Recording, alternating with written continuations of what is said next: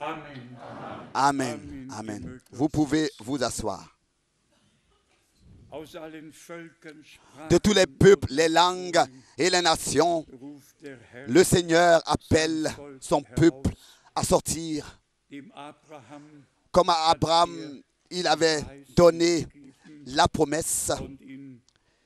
Et dans Galates, le chapitre 3, nous l'avons devant les yeux que le Seigneur, de toutes les langues, les tribus, appelle son peuple à sortir. Cela est à lire dans Galates, le chapitre 3, dans plusieurs versets. Et quand nous pensons que Dieu a accordé sa grâce, que nous puissions réellement, comme jamais auparavant, dans le monde entier, porter sa parole. Et maintenant même, par des émissions, par la télévision, nous pouvons apporter sa parole dans le monde entier pour que trouve son accomplissement, que l'évangile du royaume de Dieu sera comme un témoignage prêché à toutes les nations et ensuite viendra la fin. Alors qu'aujourd'hui, j'ai reçu nos bien-aimés deux frères de la Roumanie et aussi le frère Leche, et que j'entendais le frère Leche maintenant prier en Hongrie, et que nous avons eu des difficultés à comprendre ne serait-ce qu'un mot de la prière en Hongrie. Je devais penser dans combien de langues cette oreille que j'ai a entendu les différentes traductions dans les différents pays. Et voilà que cela se passe. Dieu est fidèle. Il envoie sa parole. Il appelle à sortir. Et tous ceux qui maintenant croient, eux verront la gloire de Dieu. Cette prière en hongrois m'a réellement touché. Et telle que la promesse est écrite et que nous la voyons accomplie, c'est ainsi que nous savons que le Seigneur accomplira chaque parole. Il nous permettra de voir l'accomplissement de chaque promesse. Nous avons reçu plus de 10 emails qui sont venus ce matin de la France, de la Norvège, du Sénégal, de différents pays, et encore 15 appels des différents pays où des frères sont liés avec nous et aussi suivent en direct les réunions d'ici.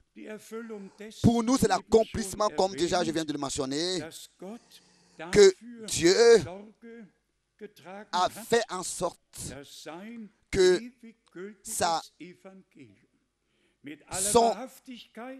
la bonne nouvelle du royaume de Dieu, sans aucun point d'interprétation et de falsification, mais la pure parole dans sa forme originale est prêchée. Devant moi, j'ai la dernière photo de la réunion au Brésil, le 19 décembre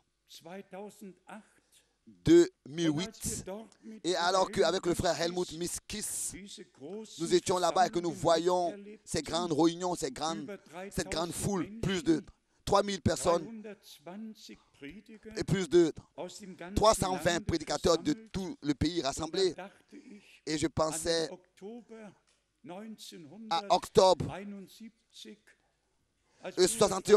1971, alors que Frère Franck, pour la première fois, fut à São Paulo et dans un petit groupe a eu la grâce d'apporter le message de la fin des temps. Plus de 10 000 personnes croient le message là-bas maintenant et sont baptisées au nom du Seigneur Jésus-Christ.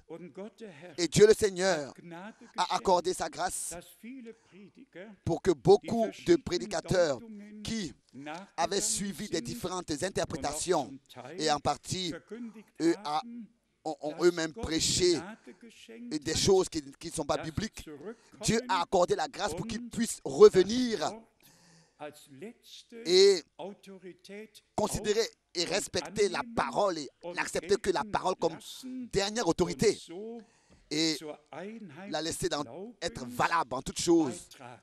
Et cela a contribué, nos efforts ont contribué à cela. D'abord, il faut que l'union existe parmi les frères dans le ministère. Avant que nous puissions parler de ce que l'union existe parmi le peuple de Dieu. C'était comme ça aussi du temps de Moïse, que Dieu avait pris l'esprit qui était sur Élie et il avait placé sur les 70 anciens. Il devait travailler et être dans le même esprit que Moïse. Et c'est ainsi qu'il est écrit qu'il regardait Dieu, il voyait Dieu. Bien-aimés frères et sœurs, aujourd'hui il s'agit, et bien-aimés frères, prédicateurs de la parole et prédicateurs du message divin, il s'agit de revenir à la parole. Il s'agit de revenir à la parole originale et pure. Seulement ce que nous pouvons prêcher en appuyant cela au moins sur 2 ou 3 versets de la Bible, c'est seulement ce que nous avons le droit de prêcher. Et c'est seulement comme ça que nous pourrons atteindre l'union et que les différentes directions là n'existeront plus.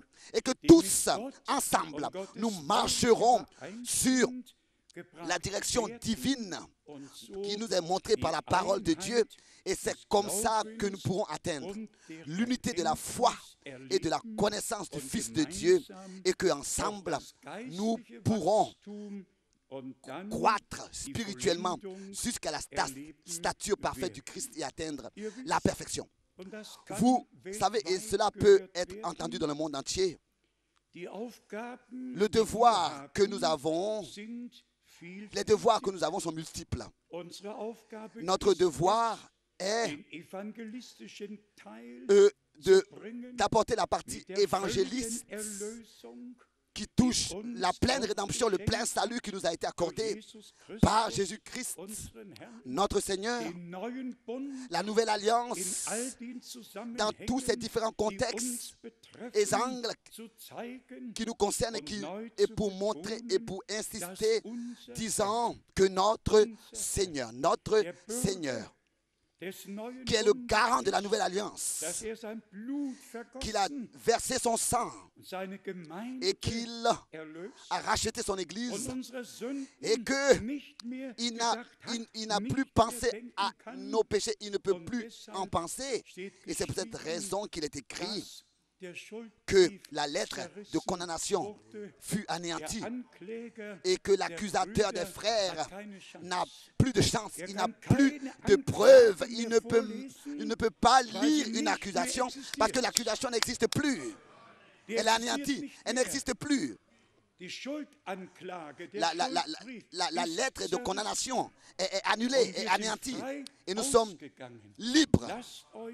Ne vous laissez plus rendre esclave, mais remerciez Dieu pour la pleine rédemption et pour la position de fils et de filles que Dieu, par sa grâce, nous a accordée. Ça, c'est le plein évangile glorieux. Et ça, nous pouvons, par la grâce de Dieu, l'expérimenter. La deuxième partie, c'est l'enseignement. Que l'Église épouse dans le monde entier soit apportée à marcher dans le même pas, revienne dans le même pas. Et à cela, il est nécessaire que certains problèmes de l'enseignement soient éclaircis et que la parole de Dieu, dans tous les cas, reçoive la raison. Je vais seulement très rapidement m'occuper de ça. Il faut qu'une fois encore, très ouvertement et très officiellement, cela soit dit. Que des frères qui n'ont pas d'appel et qui n'ont pas d'envoi, qui depuis et qui ont dormi pendant 20 ans et qui, quelque part, tout d'un coup, subitement après que le message depuis 20 ans déjà a été propagé et porté dans le monde entier, alors ils arrivent à l'idée que eux aussi, ils sont représentants du message, des représentants du message.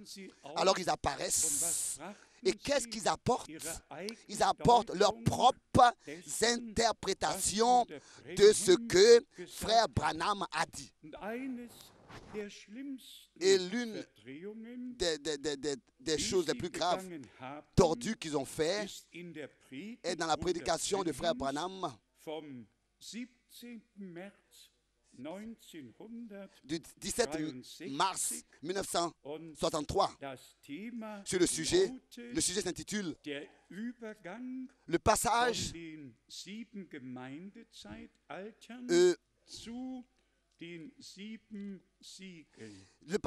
des 7 sages de l'Église aux 7 sceaux.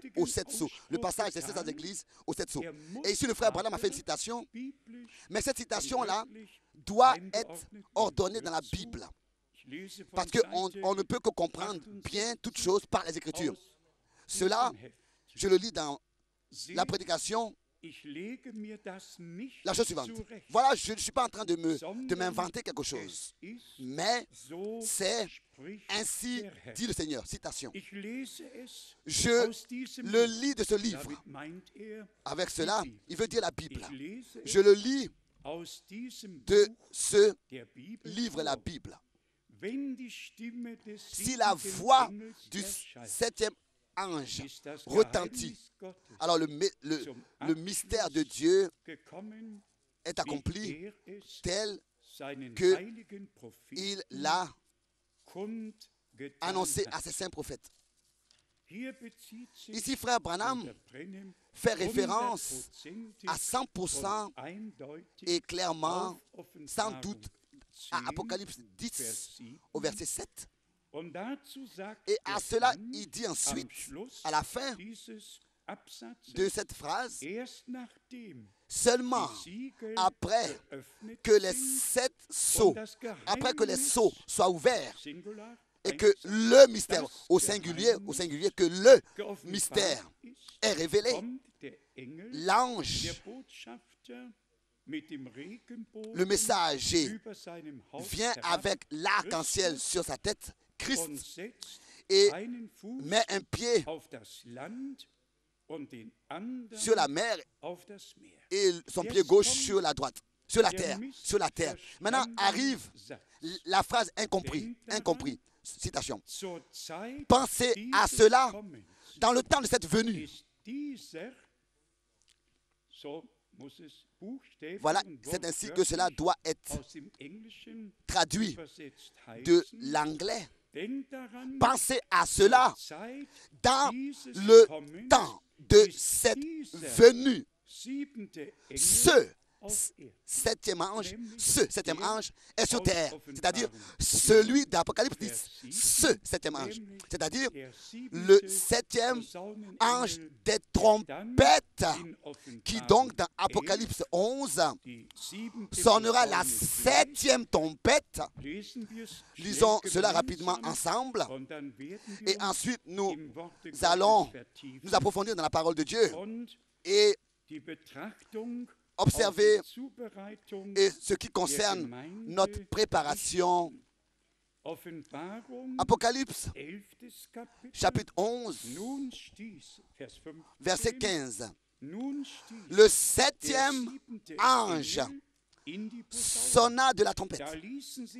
Et il y eut dans le ciel de fortes voix qui disaient, le royaume du monde est remis à notre Seigneur et à son Christ.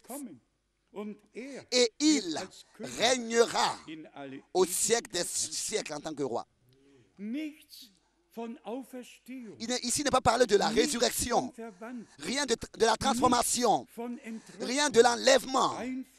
Ici, il est parlé clairement et de manière compréhensible de l'établissement du royaume de notre Seigneur ici sur la terre, dans le temps quand le 7e ange sonnera de la trompette, selon Apocalypse 11 au verset 15, quand il sonnera de la trompette, tel que dans le chapitre 10, au verset 7, cela a été annoncé à l'avance qu'il sonnera, qu'il sonnera. Ici, j'ai apporté avec moi le chauffard pour que tous puissent exactement savoir, pour que tous puissent exactement savoir ce que dans la Bible hébreu, le mot trompette signifie, que j'ai aussi apporté avec moi dans Apocalypse 8 et 9, 10 et 11, ce que tous comprennent, le mot chauffard en hébreu, ce qui est écrit chez nous dans nos Bibles. Trompette, vous pourrez le lire partout, trompette. Dans la Bible, en hébreu, partout, c'est écrit chauffard, chauffard.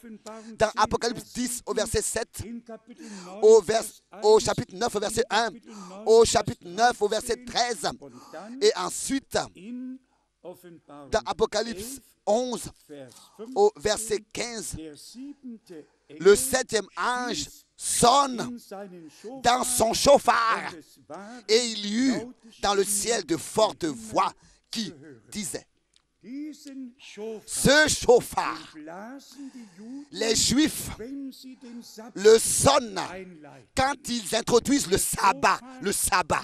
Le chauffard est sonné là-bas et c'est ainsi que tous savent que maintenant, c'est le temps de laisser tout travail et tous se préparent de tout leur cœur intérieurement pour observer le sabbat.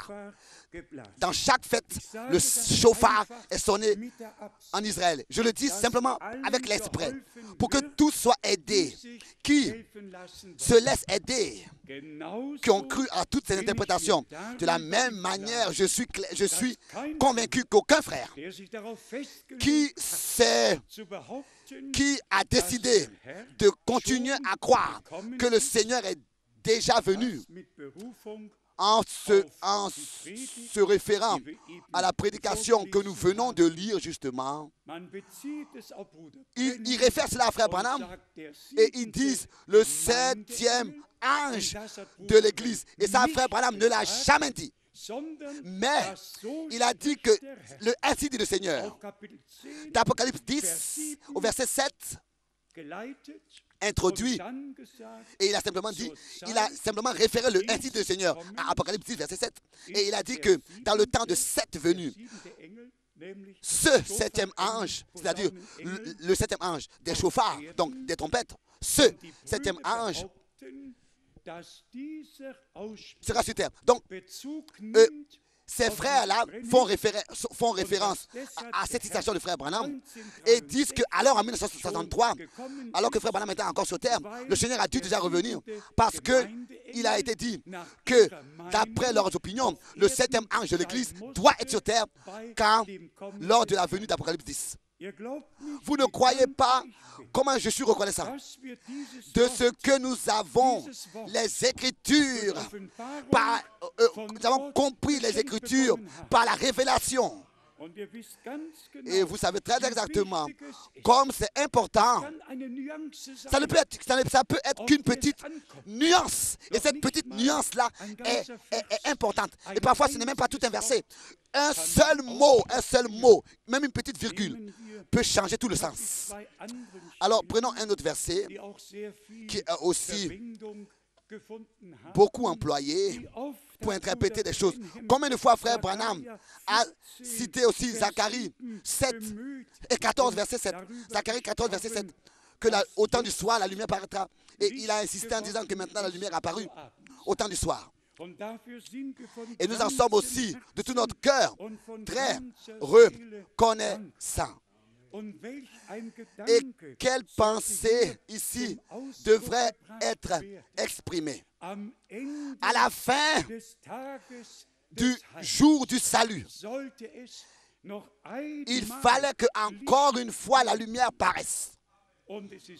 Et la lumière apparut. En général,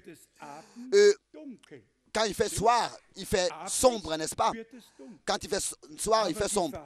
Mais la promesse que au temps du soir, la lumière paraîtra, c'est accompli. Mais la parole de Zacharie 14 doit rester écrite dans son contexte dans lequel elle est écrite. Je vais vous lire Zacharie 14, et là nous devons faire attention. Zacharie 14, verset 7. Pardon, verset 3. Zacharie 14, verset 3. Alors, le Seigneur s'élèvera et combattra contre ces peuples tels qu'autrefois. L'Éternel paraîtra et il combattra contre ces nations comme il combat au jour de la bataille. Ses pieds se poseront en ce jour sur la montagne des Oliviers qui est vis-à-vis de Jérusalem du côté de l'Orient. Ensuite, nous lisons versets 7 et 6 et 7. En ce jour-là, dans le jour-là, quand le Seigneur combattra contre ces nations et placera son pied sur la montagne des Oliviers, c'est là que la revendication aura lieu et que la dernière bataille aura lieu. C'est là que cette parole s'accomplira. Que nous avons lu dans Apocalypse 11, verset 15, que le royaume du Seigneur sera établi et commencera. Et là, il est dit, en ce jour-là, il n'y aura point de lumière, il y aura du froid et de la glace. Ce sera un jour unique connu de l'Éternel. Le verset 7, il lit, maintenant, et qui ne sera ni jour ni nuit, mais vers le soir la lumière paraîtra. Et ici, regardez le contexte au prochain verset. On doit toujours respecter le contexte. Zacharie 14, verset 8.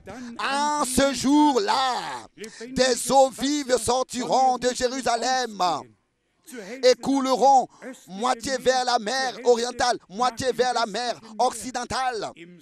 Et il en sera ainsi été et hiver. Lisons encore un verset, le verset 9.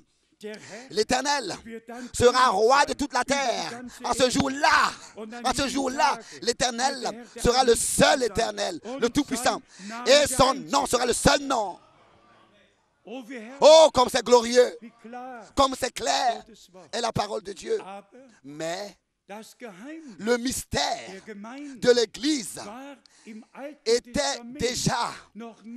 n'était pas encore révélé dans l'Ancien Testament.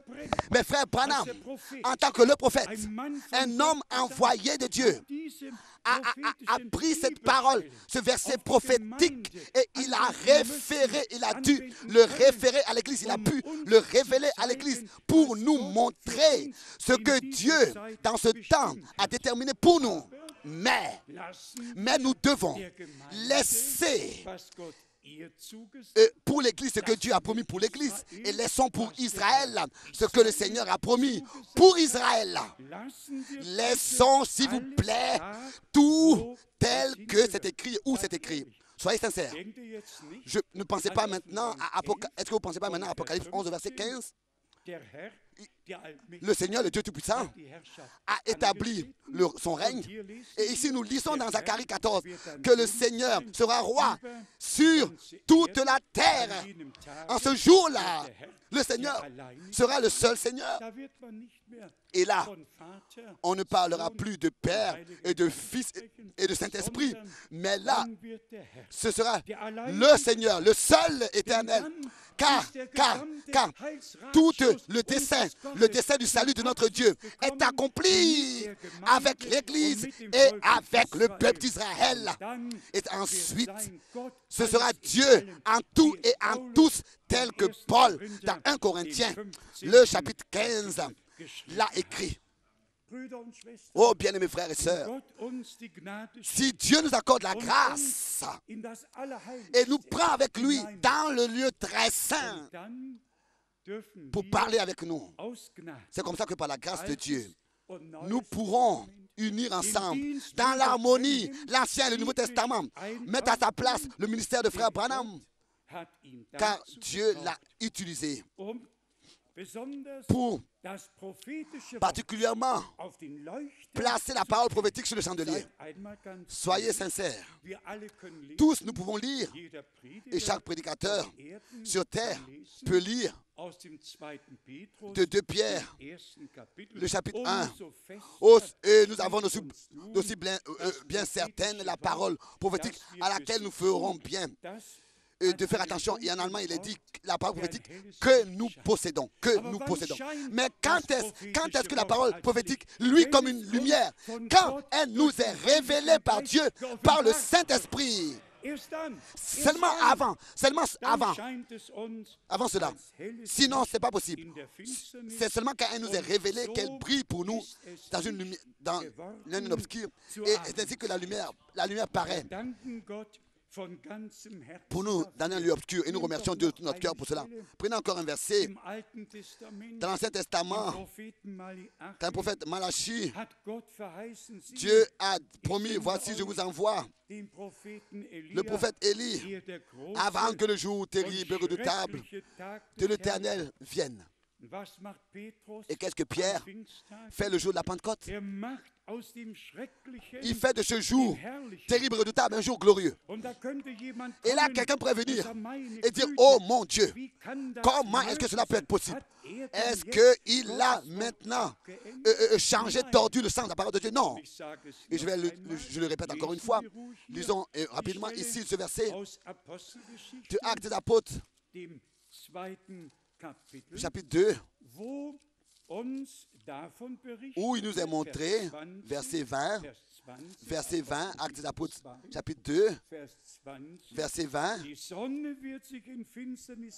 le ciel se changera en ténèbres et la lune en sang avant l'arrivée du jour du Seigneur, de ce jour grand et glorieux.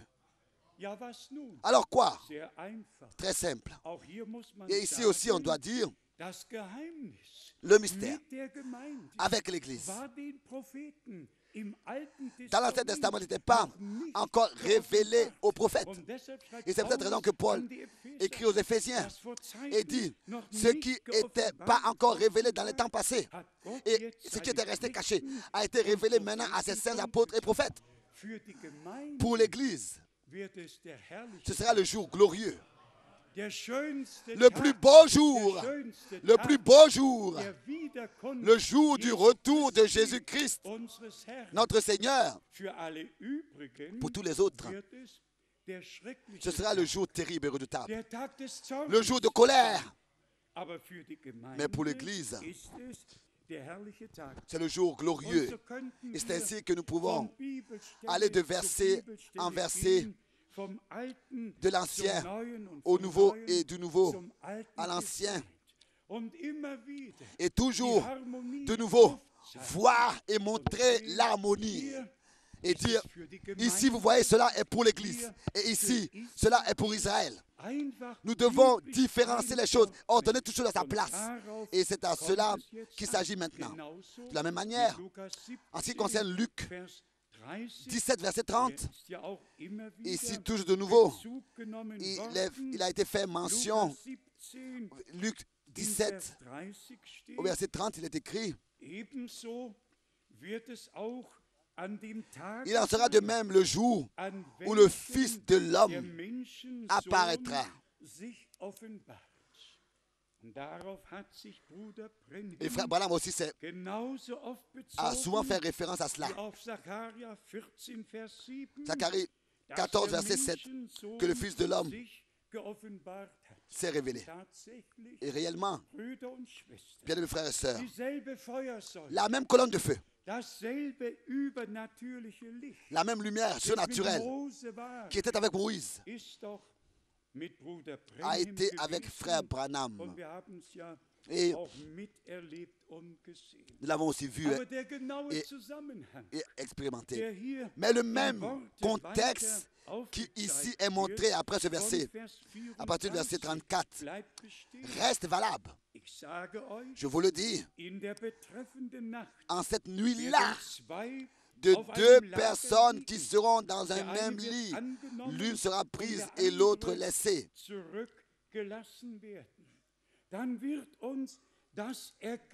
Ensuite, le résultat nous est montré à la fin, que ce n'est pas seulement le Fils de l'homme qui s'est révélé, mais qui a apparu, qui s'est révélé, oui, mais que ceux qui ont cru le message divin furent préparés.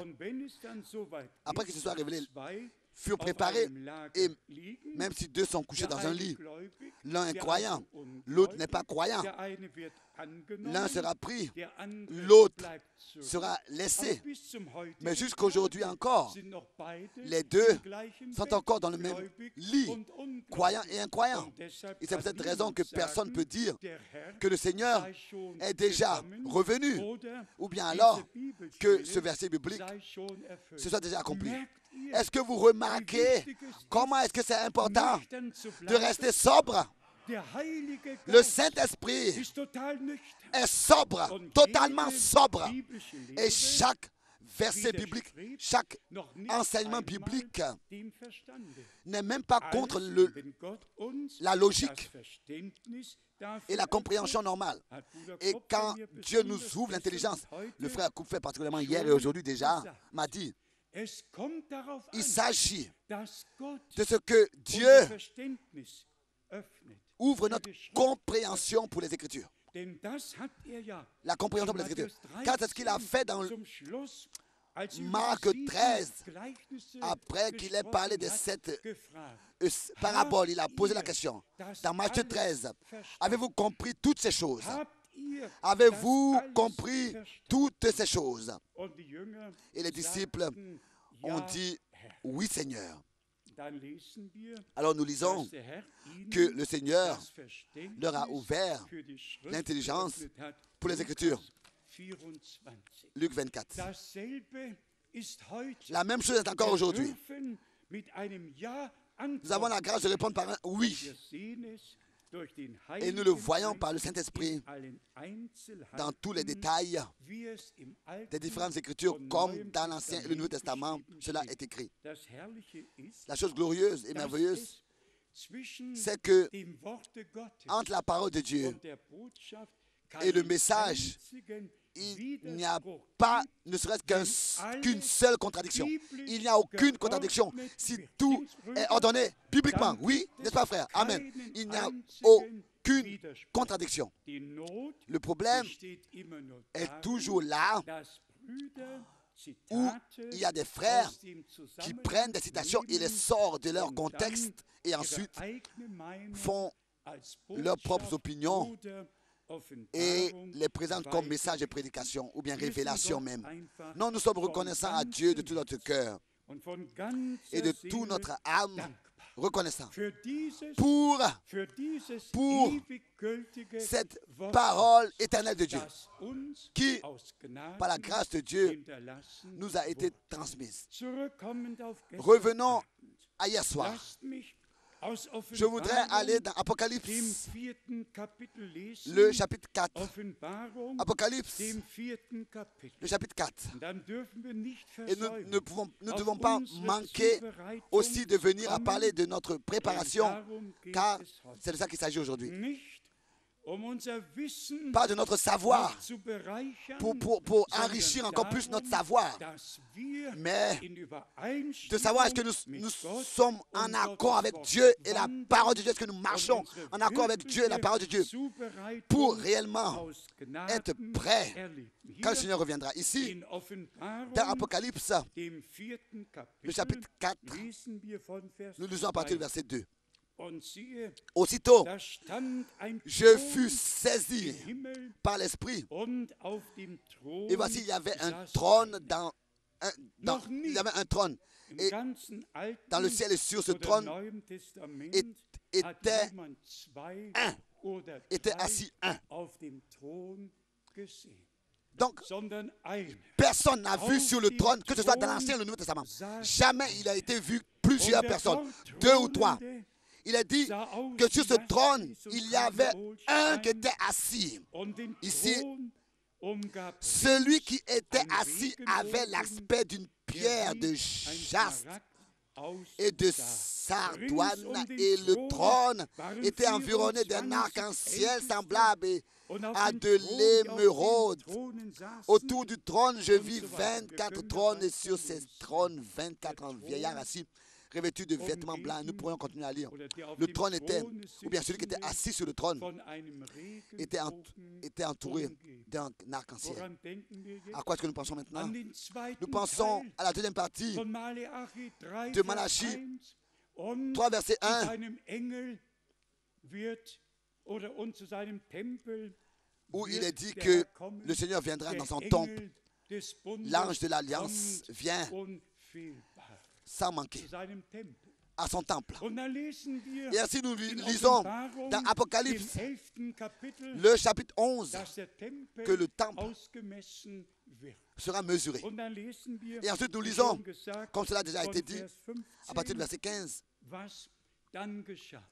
ce qui ensuite se passera. Je répète encore, si nous pouvions lire et considérer tous les versets bibliques qui traitent le même sujet, mais qui sont éparpillés dans toute la Bible, et que c'est seulement par le Saint-Esprit que nous pouvons trouver les versets qui traitent le même sujet et que nous pouvons les placer à leur place et dans le contexte. Ça, c'est Dieu qui a déterminé les choses ainsi.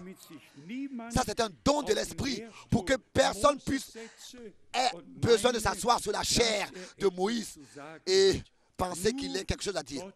C'est seulement Dieu le Seigneur qui parle à son peuple, sinon personne. Et si nous allons dans Apocalypse et que nous voulons le lire ici, ici il est écrit: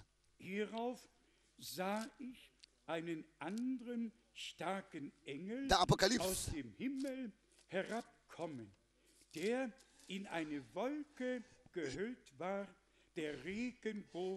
il lit Apocalypse chapitre 10. Pardon.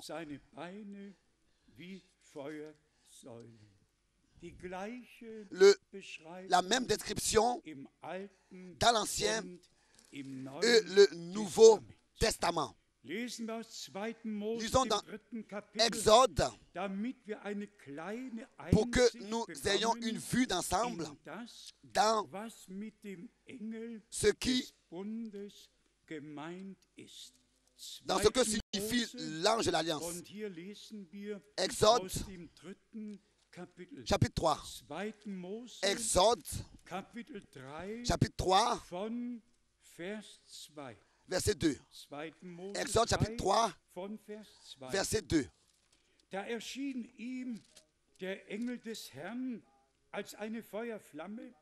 L'ange de l'Éternel lui apparut. Je vous plaît, soyez ici attentifs. L'ange de l'Éternel lui apparut dans une flamme de feu au milieu d'un buisson. Moïse regarda et voici, le buisson était tout en feu et le buisson ne se consumait point. Ensuite, cela vient tout à fait naturellement, tel que nous tous nous aurions réagi. Au verset 3, Moïse dit: je veux me détourner pour voir quelle est cette grande vision.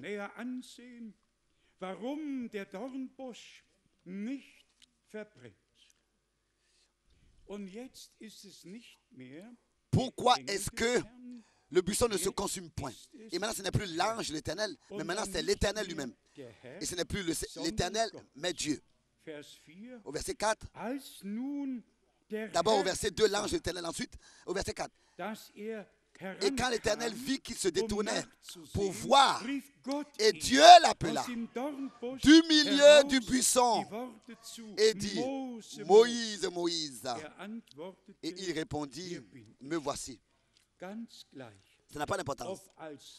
Que ce soit en tant qu'ange de l'Alliance, que ce soit en tant que Seigneur ou bien Dieu.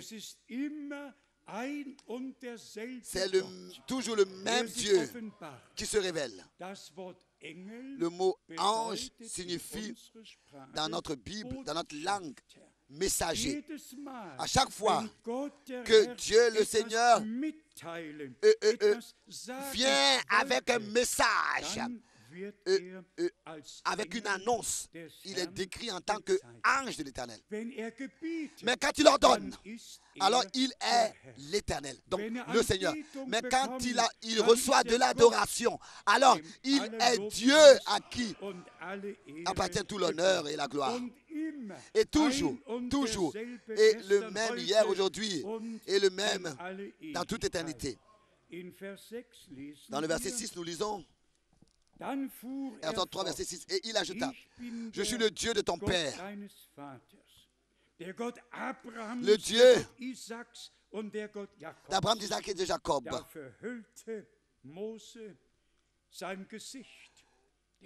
Moïse se cacha le visage, car il craignait de regarder Dieu.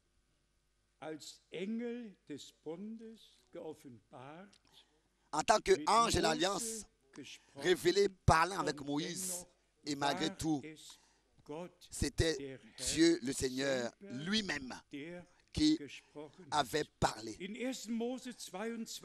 Dans Genèse 22, verset 15, Genèse 22, verset 15, Hierauf rief der Engel des Herrn dem Abraham zum zweiten Mal l'ange éternel appela vom Himmel une seconde fois Abraham des her cieux zu. et Ich dit, schwöre je bei le mir jure par selbst, moi-même, so lautet der parole de Ausspruch des l'Éternel, Herrn, darum, dass parce du que so tu as gehandelt fait cela und mir et que deinen tu n'as einzigen pas refusé ton Sohn fils, nicht ton vorbehalten hast. unique, Der Engel des Herrn, l'ange de l'Éternel. die sichtbare Offenbarung La révélation des unsichtbaren visible, Gottes l'apparition in visible Gestalt du Dieu invisible des Engels en forme des Bundes. de l'ange de l'Alliance. In 2. Mose 13 Dans lesen Exode wir, 13, nous lisons, 2. Mose dans Exode 13. Kapitel, chapitre 13, hier haben wir ici nous avons die Beschreibung, la dass der description que le Seigneur, in der Wolken- und Feuersäule dans la colonne de feu mit Mose et dans la nuée, und dem Volke Israel est descendu et a parlé avec Moïse et marché avec le peuple d'Israël. 2. Mose Exode Kapitel 13, 13, Vers 21 und versets 21 22. et 22. Der Herr aber zog vor ihnen her, bei Tage L'Éternel allait devant eux le jour dans une colonne de nuée pour les guider und nachts dans leur chemin et la nuit dans une colonne de feu pour les éclairer, afin ihnen qu'ils zu marchent jour et nuit, damit sie bei Tage und bei Nacht wandern können. afin qu'ils puissent marcher nuit et jour. Est-ce que cela n'est pas Der merveilleux? Herr, Le der Seigneur, allmächtige Gott, le Dieu Tout-Puissant, zog in der Feuersäule marchait mit dans la colonne de feu seinem avec son peuple de Bundesvolk l'Alliance, Israël. Er ging ihnen vorher, Il allait devant eux, oder zuvor, ihnen avant eux, den Weg pour leur zu éclairer le chemin. erleuchten. Und bei Nacht, ihnen ebenfalls Et aussi la diesen nuit Weg pour zu beleuchten, leur éclairer le chemin, damit sie nie pour qu'ils ne s'égarent jamais et qu'ils aient besoin de marcher und dans in les Vers ténèbres. 22, Et au verset 22, nicht wich die Wolkensäule la colonne bei de Dieu ne Tage se und retirait nicht die point Feuersäule de devant le peuple nachts pendant le jour et ni la colonne de feu pendant la nuit. Gott ist treu. Dieu est fidèle. Das Volk Israel war manchmal untreu. Aber Le peuple Gott d'Israël était bleibt parfois treu. infidèle, mais Dieu lui reste fidèle parce qu'il ne peut pas se renier lui-même. Und seht, auch an Israel, Et vous voyez que aussi en Israël, der Ungehorsam la désobéissance hat sie schwere Wege gehen lassen. Doch wie Paulus in Römer a fait en sorte qu'ils ont dû marcher dans des chemins difficiles. Mais comme Paul l'écrit dans der 1 auserwählte Corinthiens, Teil chapitre, hat dans Romains chapitre 11, erreicht. que c'est la partie élue Genauso qui a atteint le but. wird es in Et c'est comme ça que ce sera aussi dans notre Israel temps avec Israël und mit et der Gemeinde avec l'Église. der auserwählte La partie élue, diejenigen, ceux die vor Grund qui, avant même la fondation du monde, in das Buch des geschlachteten dans le livre de l'agneau immolé, et s'il vous plaît, höret den Unterschied. écoutez la différence. In Offenbarung Dans 20 Apocalypse 20, ist nur il est die seulement Rede parlé von dem Buch du livre des Lebens, de la vie, nicht pas du livre de l'agneau immolé. Et ça aussi, nous devons exactement faire attention. Dans la première résurrection et l'enlèvement et au festin des noces de l'agneau, prendront seulement part ceux dont les noms sont écrits avant même la fondation du monde dans le livre de l'agneau immolé avant même la fondation du monde. Mais au jugement dernier, au dernier jugement, ceux qui sont devenus croyants et qui ont reçu la vie éternelle seront acceptés et iront dans la vie éternelle. Mais pour nous, il s'agit de ce que nous soyons prêts pour le retour de Jésus-Christ. Pas seulement devenir croyants et recevoir la vie éternelle, mais être prêt pour appartenir à ce premier troupeau. Une question. Qui veut venir après les 1000 années et être accepté seulement après, au jugement dernier? Ou bien est-ce que nous voulons tous maintenant déjà prendre notre préparation au sérieux et marcher avec Dieu? Et c'est de ça qu'il s'agit. Et c'est ça la différence entre les vierges sages et les vierges folles. Les vierges sages, en allemand les vierges intelligentes, et ça nous l'avons entendu, elles sont comme Marie, elles ne connaissent vraiment aucun homme. Elles ne connaissent aucun homme. Elles connaissent seulement la parole de la promesse. Elles l'acceptent et le Saint-Esprit vient sur elles. Les vierges folles croient aujourd'hui ceci, demain cela, marche, suit ce frère, aujourd'hui, demain un autre frère.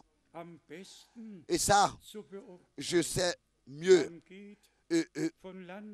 estimer ces choses parce qu'on va de pays en pays et de ville en ville. Il y a même dans une petite ville, il y a 4 et 5 différentes églises et groupes qui tous se réfèrent au message et aux messagers, mais tous sont en guerre les uns contre les autres et sont dans différentes doctrines et attirent des disciples à leur suite. Et là, nous devons sincèrement dire, comme Paul l'a dit dans 1 Timothée, le chapitre 4, très clairement, c'est-à-dire qu'il y a beaucoup qui sont sortis qui n'avaient pas été appelés et qui n'avaient pas été envoyés, mais qui malgré tout sont partis en voyage missionnaire. 1 Timothée chapitre 4, 1 Timothée chapitre 4, une parole très importante. 1 Timothée chapitre 4 au verset 1. Mais l'Esprit dit expressément que dans les derniers temps, quelques-uns abandonneront la foi pour s'attacher à des esprits séducteurs et à des doctrines de démons.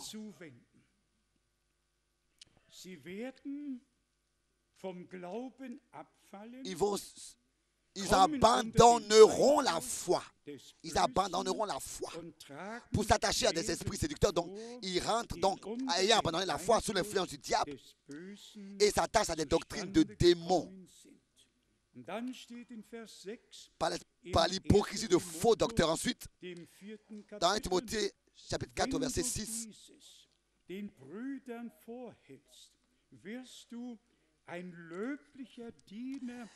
en exposant ces choses aux frères, tu seras un bon ministre de Jésus-Christ, nourri parce que nourri des paroles de la foi. Parce que, en allemand, parce que tu es nourri des paroles de la foi et de la bonne doctrine que tu as exactement suivi. Frère Müller, frère Graf, frère, vous qui portez la parole et prêchez la parole, nous, donc par la grâce de Dieu, nous avons la nourriture, nous avons pris la parole de Dieu comme nourriture et en relation avec la bonne doctrine, avec la bonne doctrine que nous avons suivie exactement. Il y a une règle à suivre, une règle à laquelle nous avons à nous tenir, et ça Paul le dit ici très clairement. Mais de la même manière, il faut que cela soit dit, que le temps arrivera. On a seulement besoin d'aller dans 2 Timothée, au chapitre 4, 2 Timothée, chapitre 4. Paul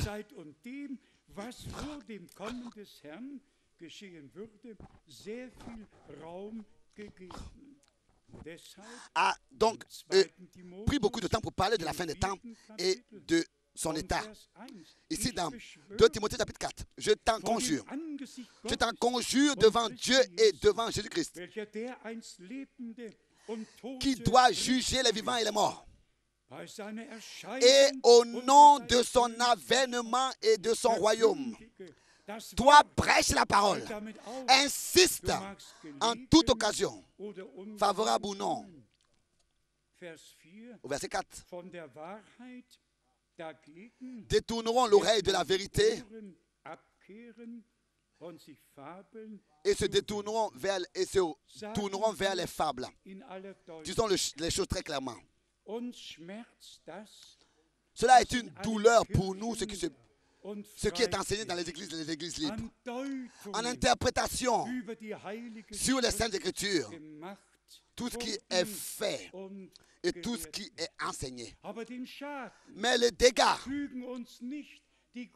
ce n'est pas les grandes confessions qui nous les donnent. Et toutes les grandes églises, ce n'est pas celles-là qui nous donnent ces dégâts. Les dégâts viennent de l'adversaire. En s'infiltrant, en ce que lui, il s'infiltre dans les cultes et les réunions des croyants pour infiltrer des fausses doctrines, pour rendre les croyants esclaves qui ne pourront plus se détacher de ce lien. Et c'est peut-être raison que nous devons avoir de la compassion avec eux. Si Satan se saisit d'un homme, c'est-à-dire se saisit de ceux qui auparavant ont écouté la vérité, mais n'ont pas aimé la vérité, n'ont pas cru la vérité, et ensuite, comme on a lu, se sont détournés de la foi et ont suivi des faux docteurs hypocrites. C'est écrit dans 1 Timothée 4, des faux docteurs hypocrites. Et là, c'est un dégât qu'on ne peut plus réparer. De cette captivité-là, c'est seulement Dieu le Seigneur qui peut délivrer. Et d'abord, il faut qu'on puisse écouter la vérité pour pouvoir être délivré du mensonge. Seulement la vérité libère. Le mensonge lie et rend esclave. Le mensonge rend fanatique. Mais la vérité libère et rend sobre. Et rend des enfants de Dieu agréables. Elle fait que nous devenons des enfants de Dieu agréables et gentils et pleins d'amour. Jésus, notre Seigneur, l'a dit clairement dans Jean 4, au verset 32 jusqu'au verset 34. Ma nourriture, c'est de faire la volonté de celui qui m'a envoyé. La parole que Dieu, en tant que nourriture spirituelle, nous a accordée, nous a révélée, nous conduit à ce que maintenant nous puissions faire, pas seulement reconnaître, mais faire la volonté de Dieu. Mais bien, mes frères et sœurs, c'est même pas difficile. Ce n'est même pas difficile. Vous êtes dans la volonté de Dieu. Peut-être que vous ne l'avez même pas encore compris. Nous sommes maintenant dans la volonté de Dieu. Soyez sincères. Est-ce que nous pouvons faire plus que de prêter l'oreille à la parole de Dieu? Et est-ce que nous pouvons faire plus que ce que Dieu exige de nous, c'est-à-dire de revenir à lui, de revenir à sa parole, de croire comme il est écrit? C'est ce qu'il nous demande, par exemple sur la divinité, que nous devons seulement croire à un seul vrai Dieu, constitué d'une seule personne. Et que ce seul Dieu s'est révélé au ciel en tant que notre Père et au ciel et sur terre, donc au ciel en tant que notre Père et au ciel et sur terre par son Fils et en nous par le Saint-Esprit. Mais c'est le seul Dieu, la même personne qui agit tout en tous et qui nous apporte en accord avec lui et sa parole. La même chose, comme nous l'avons entendu déjà hier soir, d'Éphésiens, le chapitre 4, un Seigneur, une foi, un baptême. Nous devons toujours revenir à la parole de Dieu. 1 Corinthiens 12, verset 3. Personne ne peut dire que Jésus-Christ est le Seigneur. Yahvé de l'Ancien Testament est Jésus du Nouveau Testament.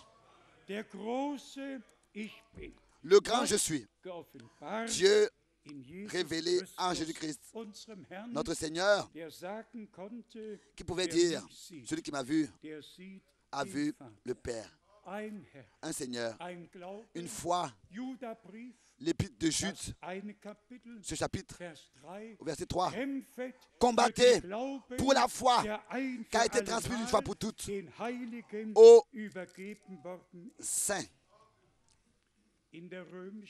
Dans l'Église romaine, les saints sont des gens qu'on loue qui sont morts, Mais dans l'Église de Jésus-Christ, les saints sont ceux qui vivent dans le présent, qui par la parole de la vérité ont été sanctifiés. Et bien, mes frères et sœurs, croyez de tout votre cœur. Dieu, dans la parole de la vérité, nous a sanctifiés. Aussi certain que cela est écrit, sanctifie-les dans ta vérité. Ta parole est la vérité. Aussi certain, nous sommes sanctifiés par Dieu, par la parole de la vérité, qui, par le Saint-Esprit, nous a été révélée. Et c'est ainsi que, par le sang de l'agneau, une fois pour toutes, nous avons été rachetés et sauvés. Un deuxième sacrifice n'est pas nécessaire, n'est plus nécessaire. Nous sommes rendus parfaits en Jésus-Christ, notre Seigneur et Rédempteur. Et un baptême, un seul baptême. Le baptême, tel que dans les Actes des Apôtres et dans Romains le chapitre 6 et ensuite dans d'autres versets, il nous est témoigné. Lisons seulement ce verset. Tous ces versets-là nous sommes connus.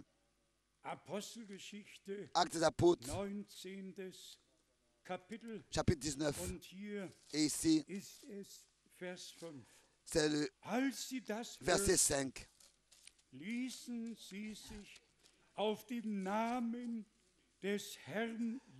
Et une voix,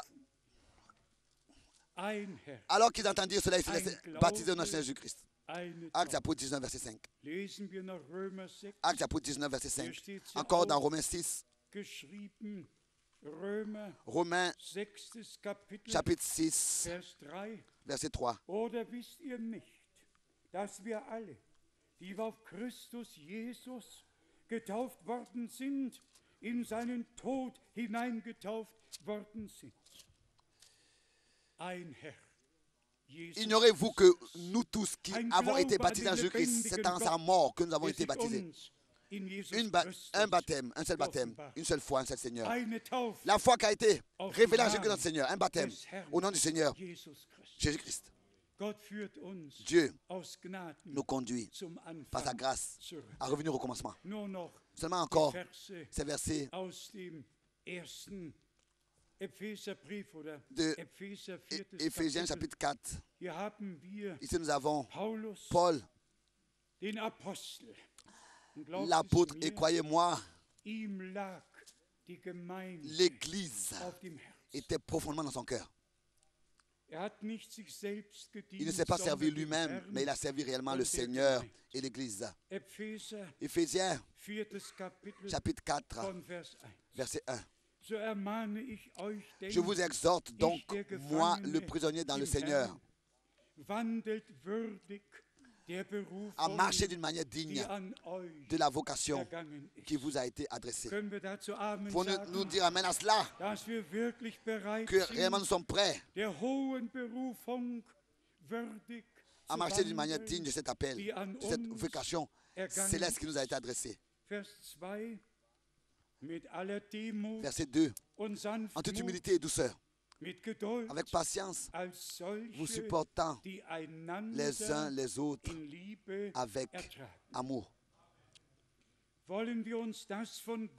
Nous voulons permettre au Seigneur, notre Dieu, de nous accorder cela, l'humilité, la douceur et la patience. Et nous en avons besoin dans nos rapports pour pouvoir avoir des rapports les uns avec les autres de manière sobre. Lisons encore et je vais poser la question, qui veut recevoir cela de la part du Seigneur? En toute humilité et douceur, avec patience, vous supportant les uns les autres avec amour. Avec amour. Qui le veut? Qui le veut? Amen. Amen. Vous supportez avec amour les uns les autres. Même si un frère n'est pas comme tu l'es, n'est pas encore à ce point-là où tu es, s'il vous plaît, ou bien une sœur, s'il vous plaît, dans l'amour supporté, Dieu, lui, ne vient jamais trop tard. Et ensuite, au verset 3, vous efforçant de conserver l'unité de l'esprit par le lien de la paix. Et ça, c'est très important.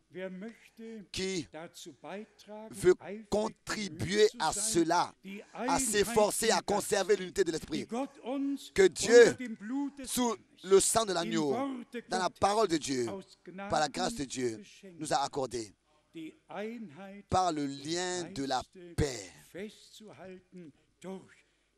Nous efforcer, et cela par le lien de la paix. Dites Amen.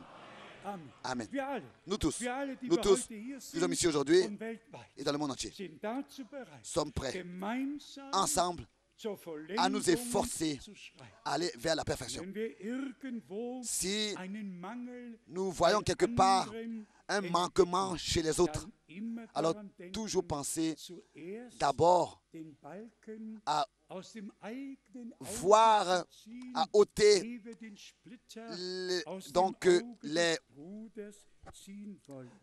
la poutre de son propre œil avant de vouloir essayer d'enlever la paille dans les yeux de l'autre et avoir l'amour les uns pour les autres. Maintenant encore le verset 4, 5 et 6. Il y a un seul corps et un seul esprit. Comme aussi vous avez été appelés à une seule espérance par votre vocation. Il y a un seul Seigneur, une seule foi, un seul baptême, un seul Dieu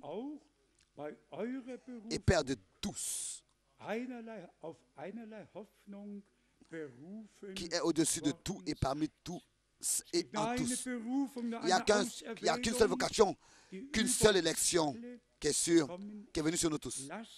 Nous voulons nous aimer dans l'amour, nous supporter les uns les autres, prier les uns pour les autres et nous efforcer à conserver l'unité de l'esprit par le lien de la paix. Ensuite, il est écrit un seul Seigneur, verset 5. Une seule foi, un seul baptême. Un seul Dieu et Père de tous, qui est au-dessus de tous et parmi tous et en tous. Que Dieu le Seigneur puisse nous l'accorder. Que ce week-end puisse aussi avoir servi à cela, bien-aimés frères et sœurs. Maintenant, je regarde à droite et à gauche. Que ce week-end puisse avoir servi à ce que, donc en nous tous, nous puissions être rapprochés du Seigneur et que nous ayons mieux compris sa parole et son dessein du salut et qu'ensemble, nous puissions aller de l'avant. Et le lien de l'amour nous unit, nous serre ensemble dans l'enseignement et la foi avec Dieu et la parole de Dieu à être en accord. Ne pas avoir un unique enseignement étranger aux Écritures, mais demeurer dans l'enseignement des apôtres comme il est écrit, prouve dans l'enseignement aucune falsification, car la parole de Dieu est seule la vérité. Et comme nous l'avons dit, si avec chaque sujet nous traitons cela en considérant tous les versets qu'il traite ce sujet, en prenant l'Ancien et le Nouveau Testament, oh, quelle harmonie! Aussi en ce qui concerne la parole prophétique, et soyons sincères, depuis le retour à la maison de frère Branham, Dieu nous a accordé la grâce de nous approfondir dans la parole. Je vous le dis, comme les choses ont été pour moi. Alors que je commençais en 1900, c'était déjà à la fin de 58, d'écouter les prédications de frère Branham en 1958. Vous savez ce qui s'est passé en moi? En moi, il n'y avait qu'un seul désir. C'était, encore une fois, de lire la Bible. À chaque prédication que frère Branham tenait, et maintenant encore lors du dernier voyage,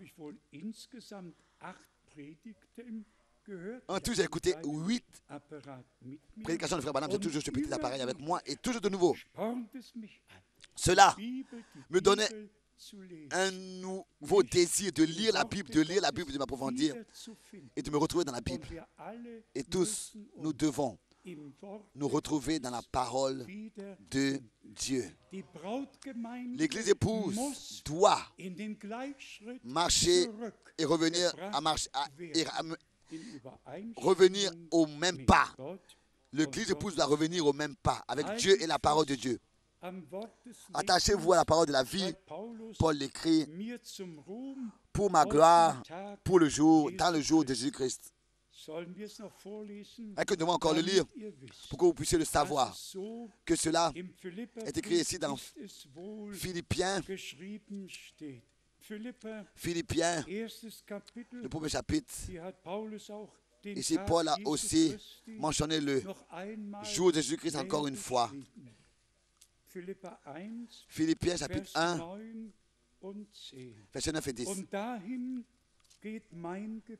Philippiens chapitre 1, verset 9 et 10. Et ce que je demande dans mes prières, c'est que votre amour augmente de plus en plus en connaissance et en pleine intelligence.